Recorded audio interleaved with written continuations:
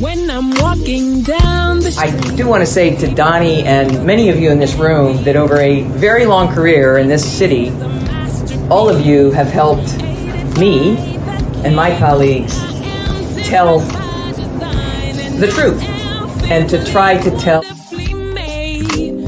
I may not look like you and you me, but my head up. I'm from South Carolina, so I just. What does this event mean to you, Miss Peggy Moss? Oh, my heart. Happy 20th anniversary. My heart is about loving up on my sisters. Do you know what it feels like to have your sisters in the room? Done. And dare to be different and unique. I'm gonna be the best me I can be by letting His glory shine through. I am beautiful, I am blessed, but not just what you see in the flesh. I'm free from people, free from myself. The doctor lived next door to the janitor to the reverend and the lawyer. We were together. Now we get so high and mighty that you create stress for your society because you don't like poor black folks either. That's a health problem. Get yourself together so I can stop being taking care of geriatric people and get back to pediatrics. I thank you, Doni, for all you've done.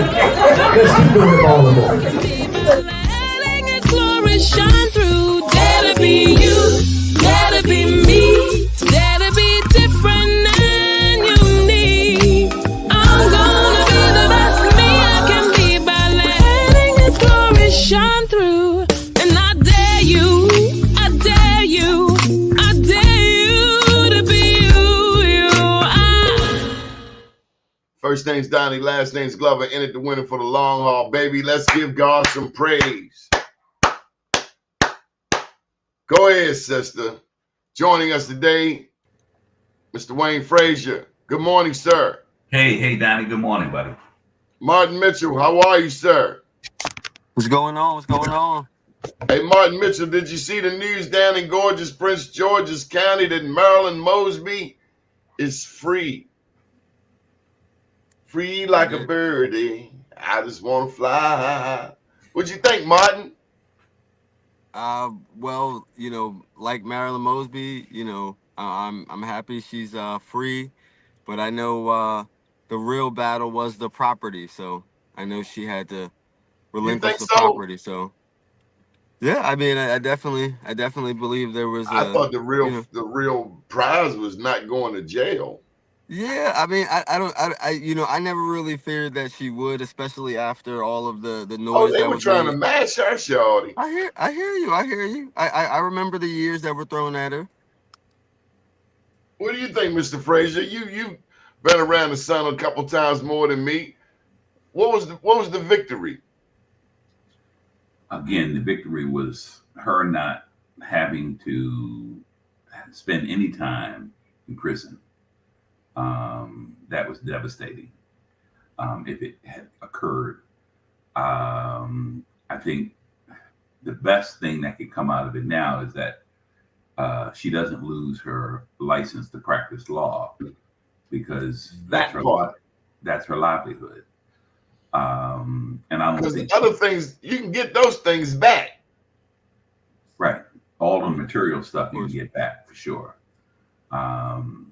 But it's a message, and our black politicians never ever seem to understand it. It's a double standard.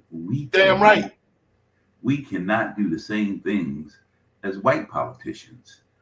We just can't, and we never will, as long as, well, in the next 100 years, I guess.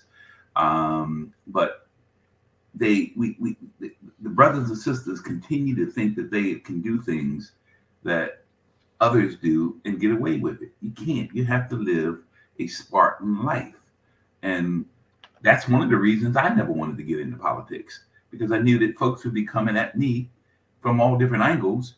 And I know Donald Trump. Donald Trump is the only one that can get away with all of this. He's the only one. Because of white privilege. Exactly, Doni. And it's but everybody around him going to jail. Steve O'Banion going to jail. Well, he deserved to go. He He's corrupted, and I mean corrupt and crooked together.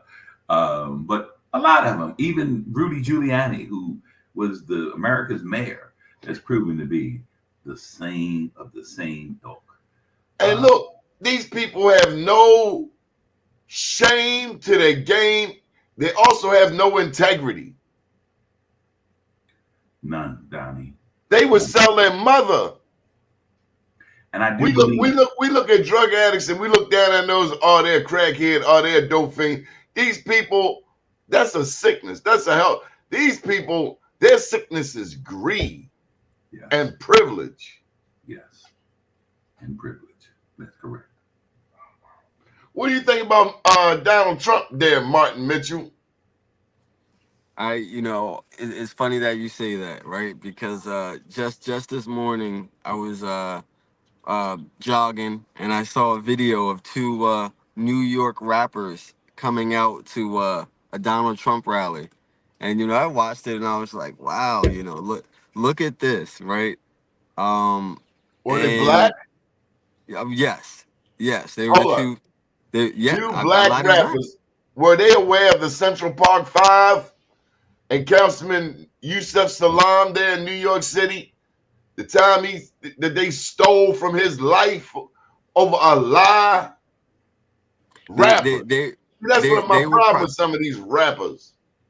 They were probably aware of it, but if it matters to them deeply, I don't think so. I don't believe so. And that's what we've seen, because as we know, rappers, they get the culture, right? They get out to the young people, right? And so, that's why politicians love to involve them, in campaigns and, at rallies. But I don't think that speaks messages. One of the things, I think that Biden is going to win. I'm not a fan of Trump, but I can understand why the Gen Z, like him, right? Like, he's sensational. I right? don't. Help me out. He's sensational. He's sensational, right? Like, that's what the Gen Z love. They love sensational. They're the microwave generation, right? They want everything quick, right? And so, Trump embodies that, right? Like, so they're a disgrace. Pure and simple. You got Ice Cube, you have Kanye, you have even what's his name, Snoop Dogg was saying nice things about Donald Trump. I mean, they're a disgrace. They're a mess, and they have totally forgotten what we as a people have gone through. To be able to turn their back on us like that, just for the millions that they're making and potentially will make more, it's a mess. And I have no respect for any of them, none whatsoever. I agree. I agree. We need more of the artists that were, civil rights, voices and activists, right? So let me help you out with a little bit of history, Martin. Have you ever read this book? Yes. Malcolm said that entertainers are not our leaders. Exactly.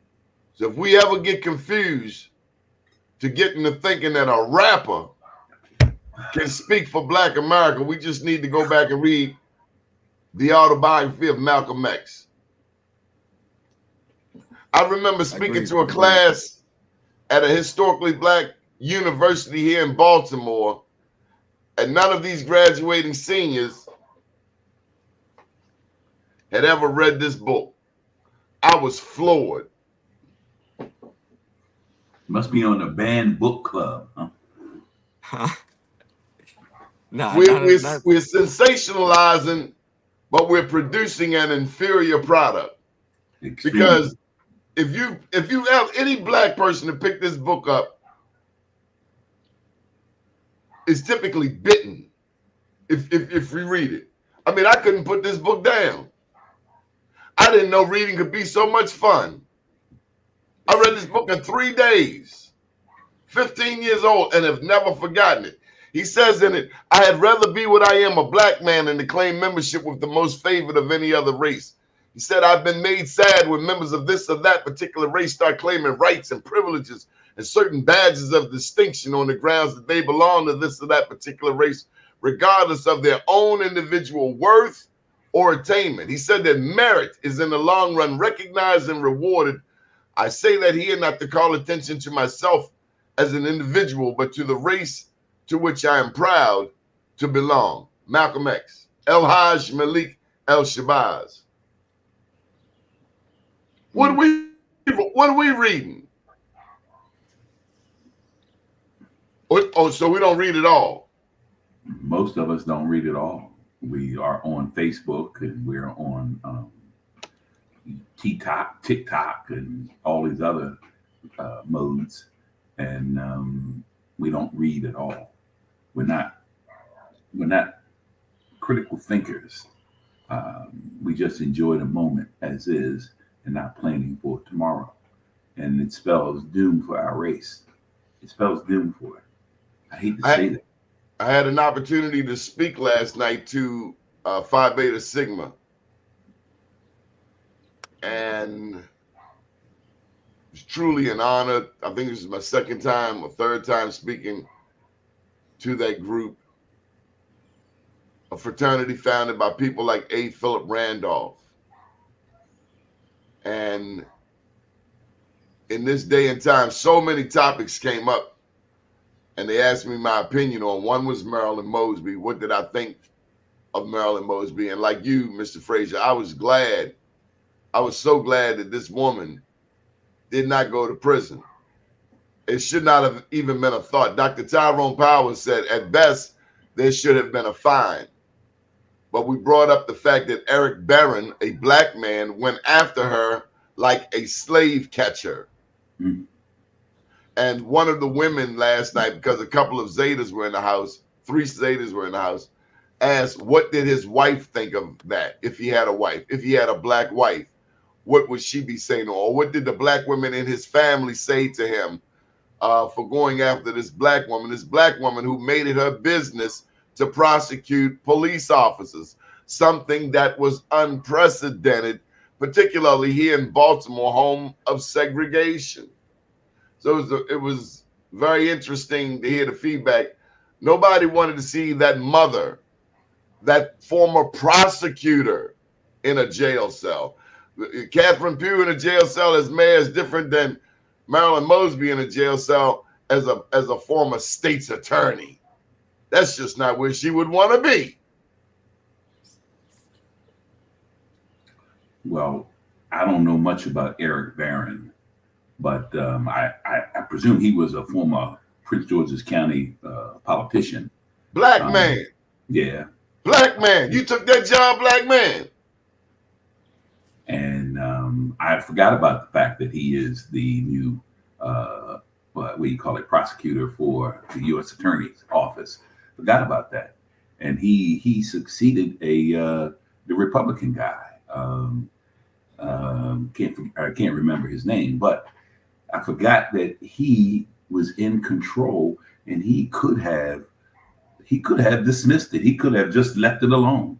Black man. I'm glad you brought that up, Donnie. I forgot about that. Black man. My God, black man.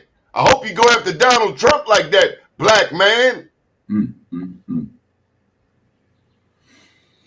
One of the things that we all have watched, now, Mr. Frazier, I don't know if you know Martin Mitchell's claim to fame. You're missing a quotation mark there, though. And I'm going to let you slide there. Is that Martin Mitchell, where are we with the weed? We don't have one black dispensary in Baltimore City. You got any black dispensaries in Prince George's County? Yeah, so we're moving along. We're moving along. Yeah, we're moving along. So that we have Marion, Maine, that's been around for a while, right there in the Capitol Heights District Heights area. What's it called? Mary and Maine, and by Hope Wiseman. And so she's a good friend of the state.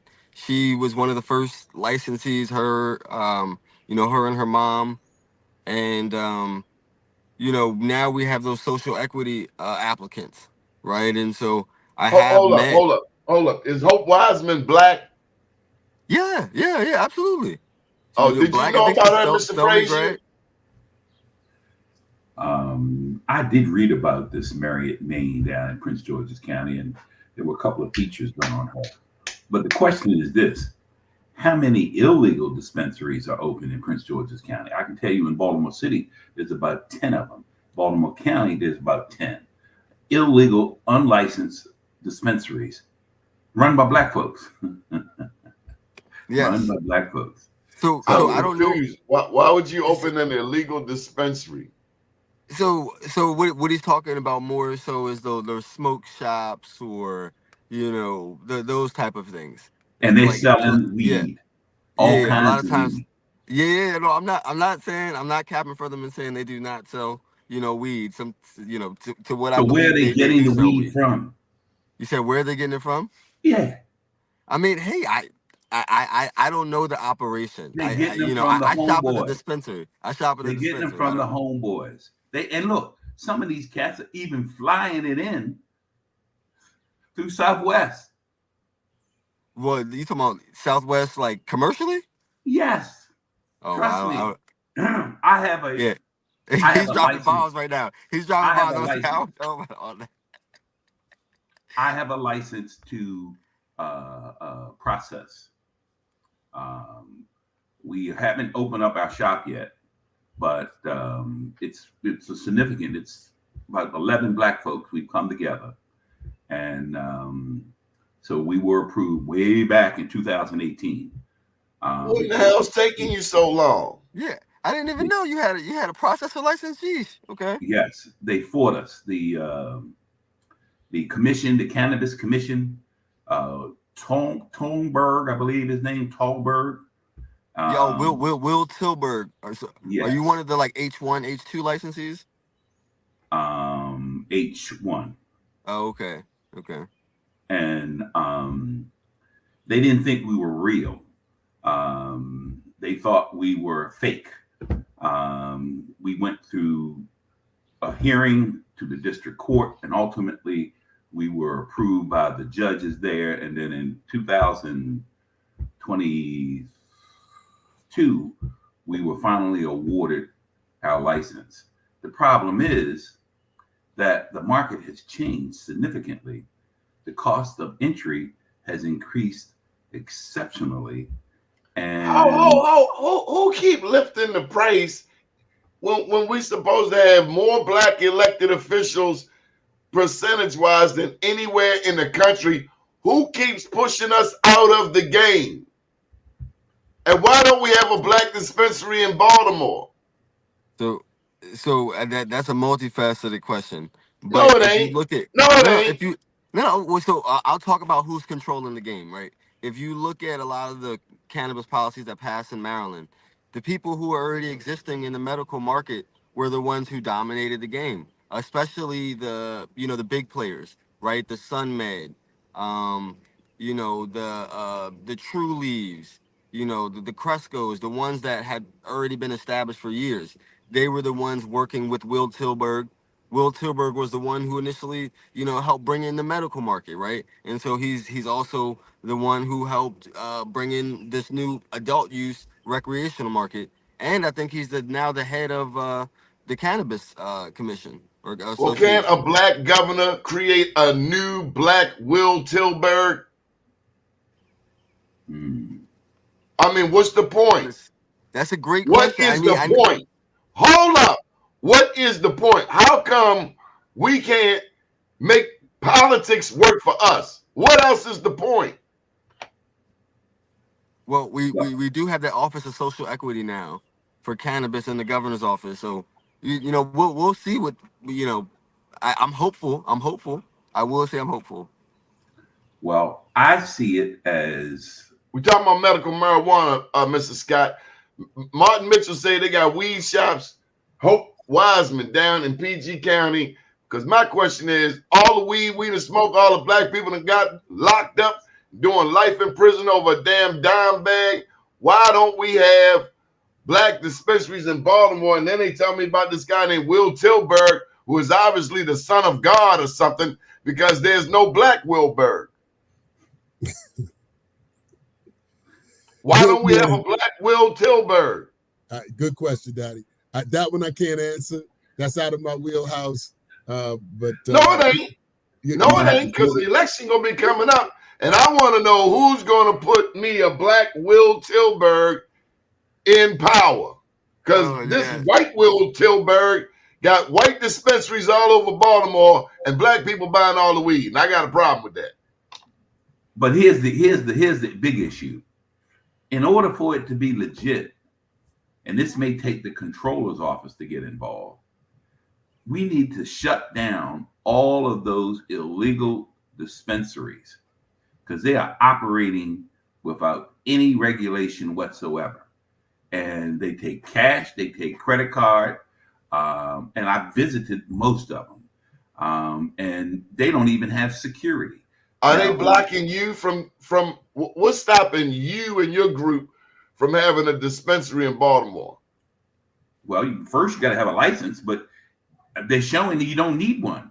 You can just go open up a shop and start selling it. But the question is, where are they getting their product?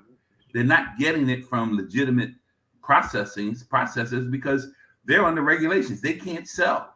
Now, Mr. Frazier, you said earlier today, you said about black politicians. We talked about Marilyn Mosby. You said a big lesson is black politicians can't do what white politicians can. No, never. Scott so knows that. Similarly, black business people are being precluded from enjoying the same benefits that white businesses benefit from. Because only difference I see is the race. If you white, you in. If you black, you back. It's always been the case. Well, we got a black governor. Hello? Well, Doni, he has proclaimed that he will leave none of us behind. And so we're left behind. We are being left behind right now.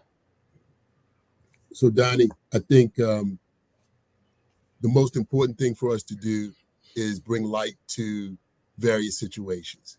You're bringing light to a situation dealing with cannabis, who is owning the dispensaries, where those dispensaries are going.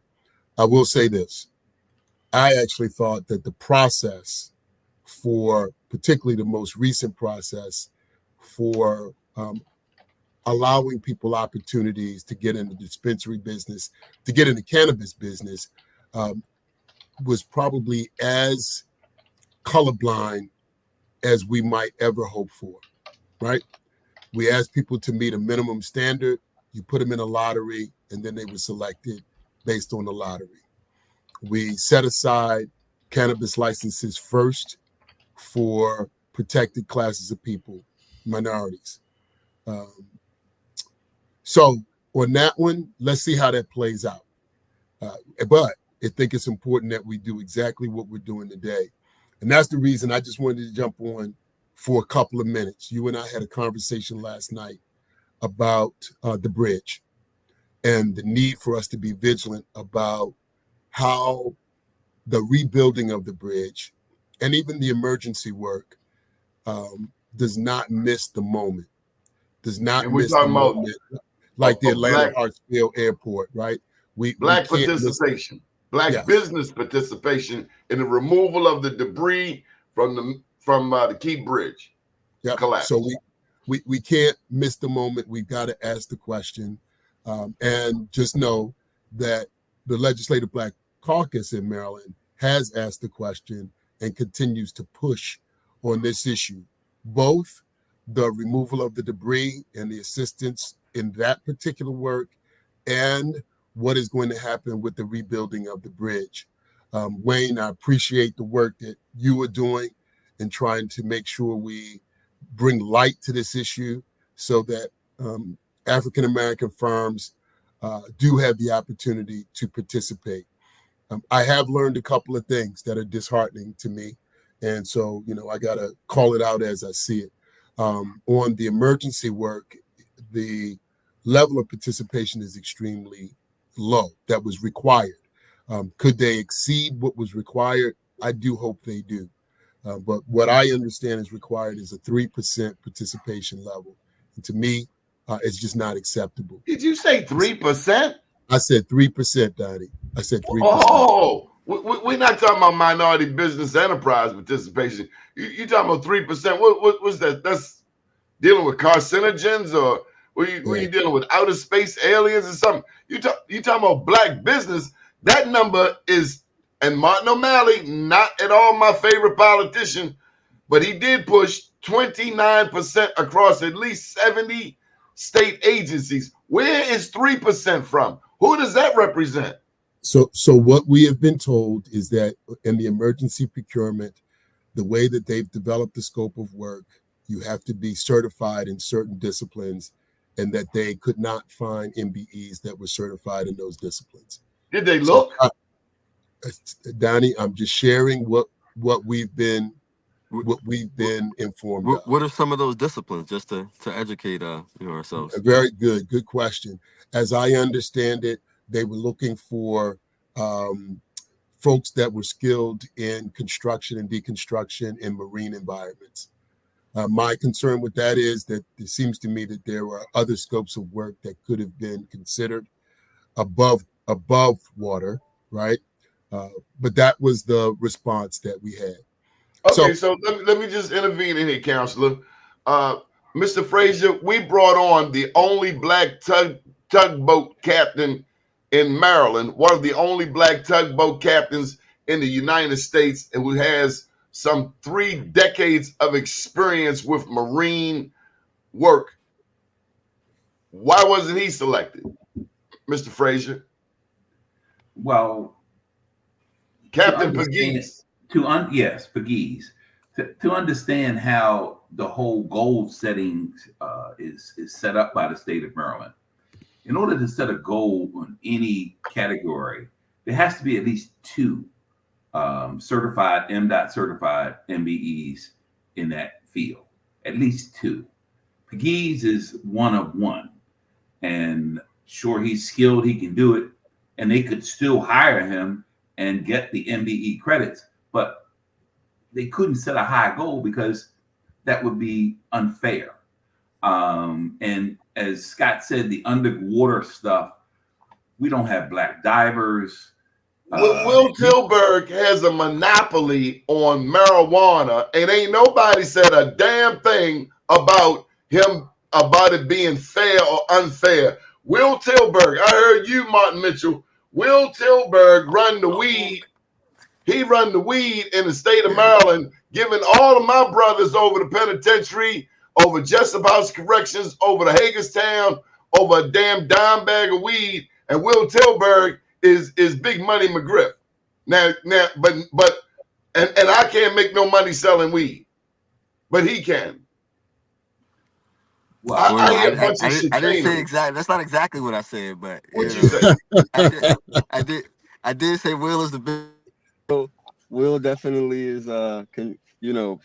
He's had his hand over the medical, and he's helped now guide us into the recreational. Is he the son of God or something? I mean, can't nobody else make money? I mean, I think there's enough for all of us, right? And even to Wayne's he ain't point, sharing. No, I hear you. But these businesses that now got social equity, like they're now social equity applicants. A lot of them, I've talked to a lot of business owners. They don't know where to go from now getting the license, right? So the hope is they had a whole commission. They got a whole website. I hear you. So that's a real issue. But Donnie, so what I just stated was a real issue, right? Some of these businesses now have the opportunity to fail, right? But some of them now don't know where to go from point A to point B to actually become operational. And that's why, to Mr. Frazier's point, they just selling weed. Because you got them in a box, they got a pound of weed in the back, and they slinging it. Are you mad at them? Willie Adams. Let me give you this one.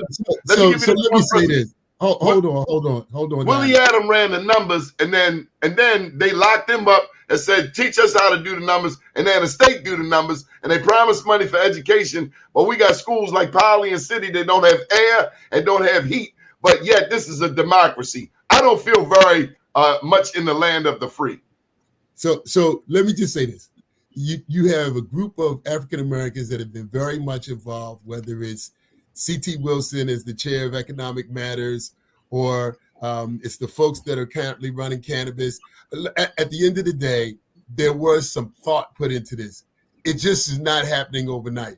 For those social equity applicants, there's a whole process, education piece. They even have access to financing so that they can get up and running. So before you beat up on everything associated with cannabis, please understand that I think those things were thought through. And it's the same thing, and Wayne and I are going to continue to push this issue. It's the same thing as it relates to the bridge. There have already been some virtual meetings to educate people on what this is going to look like when the procurements come out. But none of this is going to matter. What happened with the social equity applicants for cannabis is because people raised their voices to say, we are the people whose backs this whole cannabis business was built on. And so we should be part of the opportunity to build wealth, right? That's how that happened. Same thing should be true with the bridge. That should not go unnoticed, and we need to be vigilant. And with that, Doni, thank you for raising all of these questions.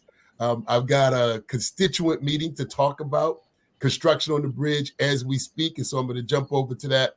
But I just want to tell you, 2026 is right around the corner.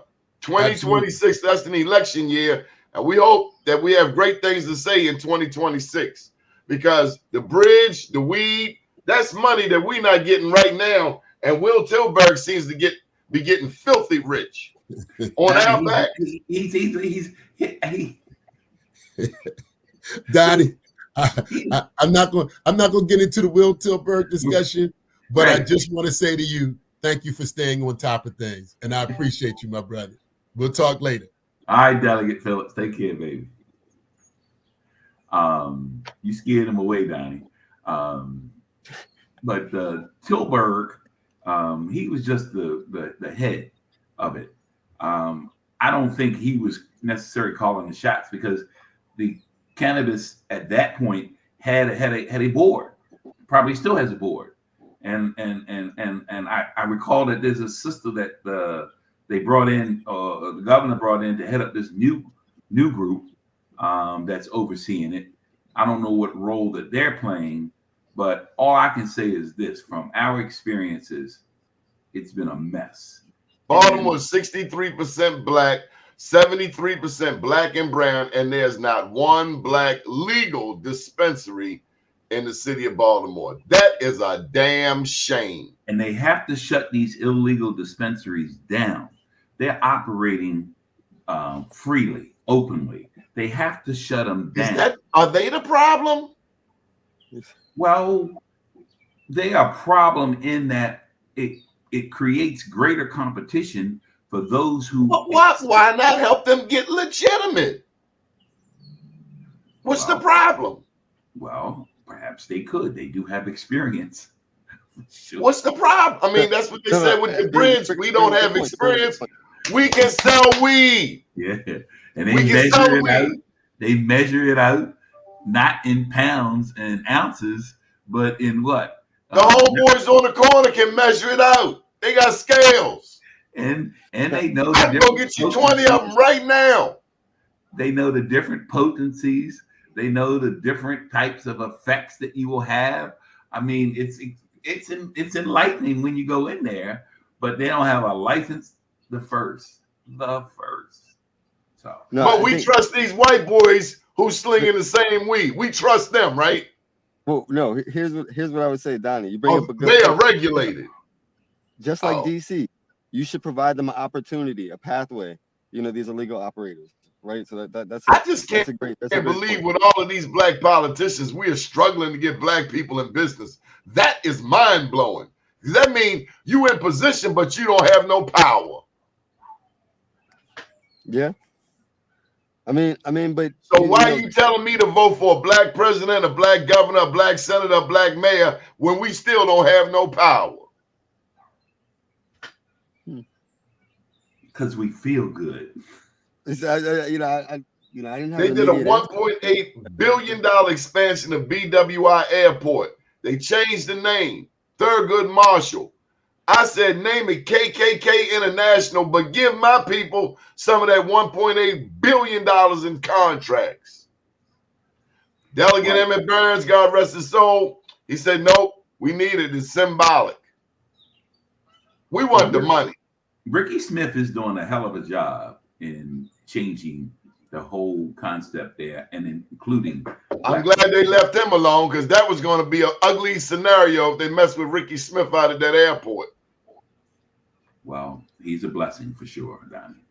Because they were trying to get rid of him. What's his name? Wiedefeld, white boy from the O'Malley administration, came out there, was trying to chase Ricky out of there. It's a damn shame. I have no respect for him at all. He was let go by Wilmata for poor performance. The trains were and they bring this bum back in the tube. They let him go 2 years ago, and then he resurfaced here. Bad choice. Damn shame. Bad choice. Paul Wiedefield, bad choice. Bad choice. And the only black person he has in his administration is Ricky. And then he brought this young brother in. It was a councilman, a delegate up in the Park Heights area. I can't think of his name right now. Tony Bridges. And Tony is his gatekeeper. He keeps black people away. Is Tony the one that got rid of Sabrina Bass? Yes. We have never forgotten that. Never. Sabrina Bass was an advocate for black business, including at Coppin State. She knew those laws, we call it Comar laws. She knew them laws back and forth. She kept the state straight, boosted minority business participation, even though I hate the term minority. And then you bump her. What's wrong with you, son? 2026 coming. You better get it right. Wow. No respect for Wiedefald. No respect whatsoever. Angela also Brooks. Congratulations. Now I got to tell you, them Republicans going around saying that they pushed her over the hump, overthrown. Said that they registered as Democrats. That's the word that's floated on the street. I don't know about that one. I didn't hear that one. I heard them say it out their mouths. They said we registered as Democrats and put Alston Brooks in there because they would rather go against Alston Brooks than what's the guy that spent $70 million of his own money? Trump. Yeah. I ain't get none of that money. None of that money. I called him on the phone. He said, I'm going to call you back in 10 minutes.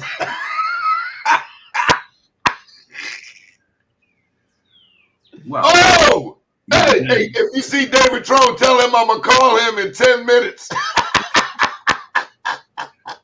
But Donnie, that's a good one. That's a good one. She has Governor Moore. She has his back.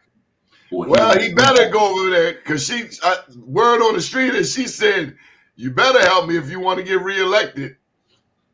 Well, you're damn right. That's how it went down. Come on, Martin. That's your neck of the wood. They are mutually beneficial to each other, sure, absolutely.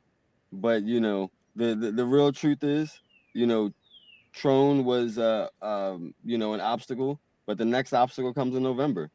So I know that we definitely got to be hyper focused because I'm talking to people who I said we. So are we going with Alston Brooks or are we going with Hogan? Well, we as in me and most of the people that I'm trying to talk to are going with Alston Brooks, right? And so but it's also a weird contingency where there's this Dems for Hogan, right? There's some of the people I talk to. So I just want to know, what is her agenda? Mr. Frazier right here and me, we're big on black business.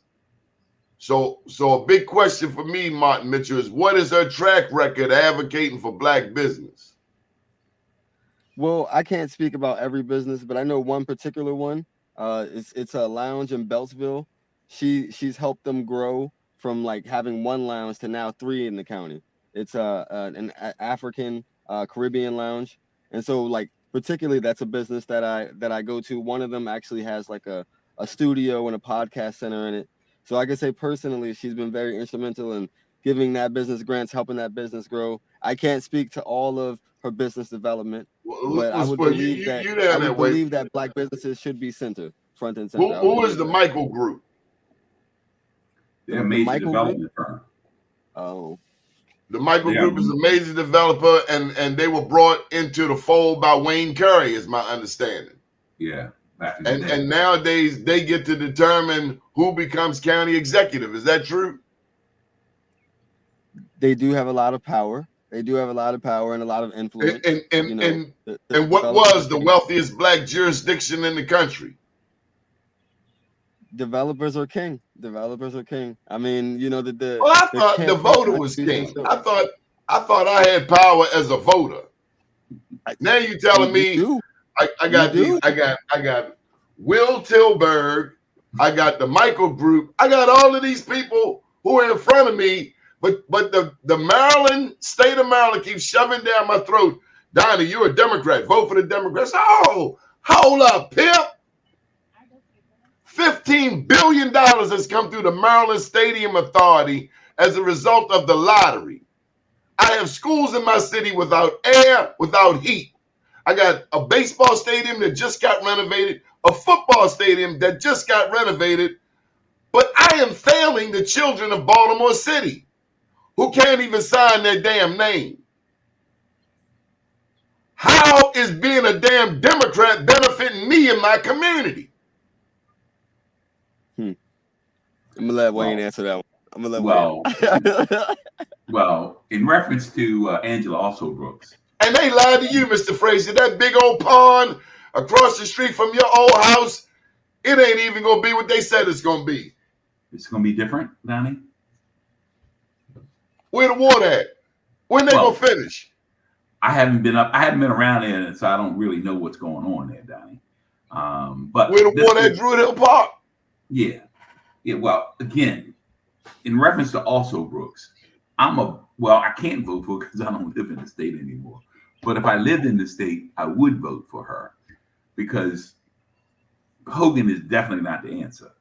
But in reference to Also Brooks handling of Black business, and mine is on the construction and the suppliers and so forth.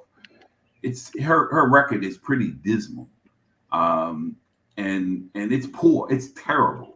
How the hell I'm a vote for somebody got a dismal record on Black business? I'm just trying to understand it because she's Black, she's attractive, she got a long list of endorsements. But do any of those endorsements employ Black people?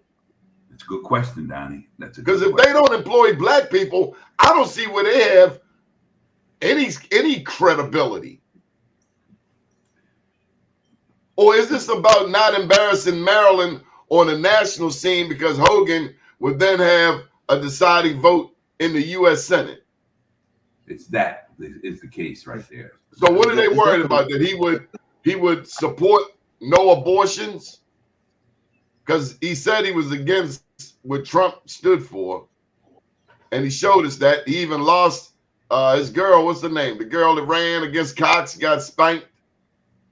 Kelly Schultz. Kelly Schultz, you know, he went against Trump and got mashed. Again, Doni, he was recruited by Mitch McConnell. He will vote the nasty, antiquated Republican line. He'll do it. He'll do it all the way. So I ain't gonna get nothing over here, but if I don't go against him, then I'm gonna get burnt even more. Is that what you're saying? So I'm gonna lose, or I'm gonna lose big. That's what it is. I'm not in a win situation. There you go. I don't like that. I don't like y'all. You have the possibility of something or double nothing, Doni. That's how I think of it. You have the possibility of something or double possibility nothing. Of what? Because we don't even have an agenda with Angela Also Brooks. What's our agenda? The same? I mean, what the hell do they stand for? If you don't stand for Black business in the wealthiest Black jurisdiction in the state of Maryland, I mean, they say Charles County, but PG got a lot more people. If Blacks aren't doing good in business there, how the hell can we be doing business in the rest of the state? Well, but see, Doni, the Senate doesn't necessarily control that. What controls that is our governor, because he has the budget. They don't have a budget. What I'm saying is God said if you're a good steward over small things, he'll make you a steward over bigger things. Yeah. Where's your accountability on the small things? Yeah. Well, I wish her well. But I just know that every time I've reached out to her to help a Black business person that's docile in Prince George's County, I never got a freaking return phone call. Never, ever. Well, we don't like that. One thing I loved about Marion Barry answered his phone for me in Baltimore every time I called him. Every time. We get politicians, Martin, they ain't been in there 5 minutes. Oh, call me back on Monday. I'm not working today. I'm like, are you kidding me? I couldn't get you when you were running for office. I couldn't get you off my phone, but now I got to set an appointment to get to you. You got to hit up that clerk or something. Yeah. Oh yeah. 2026 is coming around, buddy. Look, I hate to sound so negative, but in my 70-some years up in Baltimore in the state of Maryland, it has turned me that way. All of the hopes and aspirations that I had, down the drain, baby, because our new group of politicians, they're all about themselves. They know very little. They think they know a lot, and they're not for the people. They're just not. And Mr. Frazier, tell me about this year's Maryland Washington Minority Contractors Breakfast. You have the largest minority business breakfast in Baltimore, if not the state of Maryland. Everybody and their mother comes. How was it this year? It was an absolute smashing success. How many people? It was about 2,600 in total. Have you seen 2,600 people talking about Black business, Martin Mitchell, in the state of Maryland ever? Yeah, well, when I went to the Mr. Frazier's event the year before, yeah. And the turnout. It's just amazing the number of people who make the connections, and then a year later, they say, "Hey, Wayne, man, at your breakfast I met such and such, and now we're doing business." Or they provided me with an opportunity. I mean, it's just amazing what goes on in that 4-hour period. And it makes me so proud. If I were to die today, that should be on my tombstone, that Wayne connected folks who he don't even know. And I remember I'm seeing Sabrina Bass get awarded there, the same Sabrina Bass that the state no longer employs. And I'm still baffled by that. But I also met Sugar Ray Leonard, and that was my favorite. I'm sorry, Martin. What'd you say? No, I didn't get to go this year, so I'm sorry, Mr. Frazier. But I went last year because Mr. Vinny DiVarola invited me, and I think Vinny's a good brother, and I think that what we could say about Wayne in the event is that event is just a culmination of all of the work that him and I believe your wife was involved as well. Yes, please do not forget Pat. She will hunt you down. We got to shout on her out as well. She will hunt you down like Eric Byrne hunted down Marilyn Mosby. Oh my God, Don. No. Woo. We going back to it. A Black man went after Marilyn Mosby. He sure hunted her down like she was a runaway African. You're right. But Miss Pat, Wayne, let's talk about Miss Pat. Everybody sees you. You are the face. Right. You are the face of Maryland Washington Minority Companies Association, the face of the Black History Month program. But the truth be told, that's window dressing. Who do the real work? My dear, lovely wife, Patricia. We call her. That's Patricia. A wise man right there. I mean, without her, I would have no wind in my wings whatsoever. She makes it happen. All I do is show up and take credit. To God be the glory. Brother, hey Martin, you get a woman by your side like that. All you got to do is show up. My God. That's what they say. I'm still waiting. I'm still waiting for, you know. You got to look, man. The Bible says it's a good thing when you find one. Woo. We're approaching our 22nd year marriage. Wow. Right. Sing happy early birthday. Now, I saw where Dan Henson and his wife Dell are approaching 60 years. So that's got to be a record in Baltimore for a black man and his wife, or anybody and his wife, to be married for 60 years. That's amazing. That was our former housing commissioner, Martin. He was not only the commissioner of the Department of Housing and Community Development, he also ran the Housing Authority of Baltimore City. He ran 2 agencies under the Schmoke administration. Unprecedented. No scandal, no flaws, no jail time, none of that. And then he went on to run the Henson Group. And he brought his daughter in, and now she is heading up. And he told Martin O'Malley, I will take you in the alley, son. He did. He said, meet me in the alley, son. I'm going to show you what Poe Holmes do. You heard me? He did. I can't. I actually believe that's a real story, though. I believe that's a real story. Oh, Donnie. That's why I love coming on your show. Anything comes up, it's wonderful. It is. And you all black, Donnie, and I love it. My wife is black, my kids are black, my parents are black, and you all black, and I love it. Thank you. Martin, go ahead and put a plug in for yourself before we get on out of here and have a beautiful weekend. As Donnie said, my name is Martin Mitchell, the Cannabis Councilman. You know, next month is Juneteenth, and we have an expungement clinic at the Laurel Branch Library, working with a bunch of lawyers who have volunteered their time to help people get some freedom on paper, and not just, you know, criminal, but some traffic related. And you can hit me on social media at Martin for Laurel. Now, I want to put some clarity out there. Not all crimes can be expunged, correct? That is correct. That's accurate. Hey, Martin, we're interested in selling our processing license. If you're interested, or if you know of anybody who wants it, it's already there. It's packaged. Oh, trust and believe. I'm the great connector, I believe. You know, so I think I can definitely facilitate that. I just want to let you know that you gentlemen have met on this show, and we really hope you succeed in this venture. I will certainly send a text, but don't forget, this network needs your support. We are able to do this because of people like you. Sounds good. Donnie, you will not be forgotten. Donation. Drop a donation in there. We're gonna make sure to drop a donation to make sure this continues, Donnie, and it expands into more states and cities. So, but yeah, I'm gonna connect with you, Mr. Frazier. Thanks.